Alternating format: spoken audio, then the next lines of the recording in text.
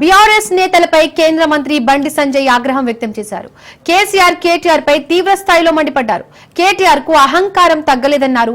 ఇష్టానుసారంగా మాట్లాడితే బయట తిరగనివ్వమన్నారు. తెలంగాణ వచ్చిన తర్వాత రాకముందు బీఆర్ఎస్ నేతల ఆస్తులు ఎంత అని నిలదీశారు. వారికి వేల కోట్ల ఆస్తులు ఎక్కడి నుండి వచ్చాయని ప్రశ్నించారు.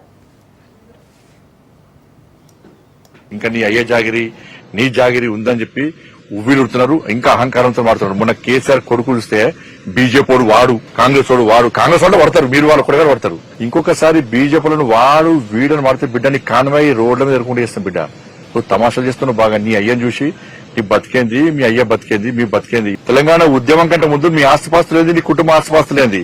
3 తల షర్ట్ వేసుకున్నావు నువ్వు. నీ కుటుంబం అంతా 3 తల షర్టు కింద రబ్బర్ చెప్పులు వేసుకుంటారు. మీరు ఫోటో చూపడతా. ఇవాళ మీ వేల కోట్ల ఆస్తులు ఎక్కడి నుంచి వచ్చినాయి? వేల కోట్ల ఆస్తులు ఎక్కడి నుంచి వచ్చినాయి నీకు? నువ్వు కేసీఆర్ కుటుంబం ఎన్ని లాంటి దెబ్బలు తిన్నది తెలంగాణ ఉద్యమంలో?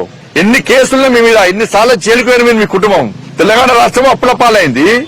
కేసీఆర్ కుటుంబము వేల కోట్లు సంపాదించారు. ఇవాళ దుబాయ్ లో, మస్కట్ లో, అమెరికాలో మొత్తం పొట్టు వ్యాపారాలు చేస్తున్నారు.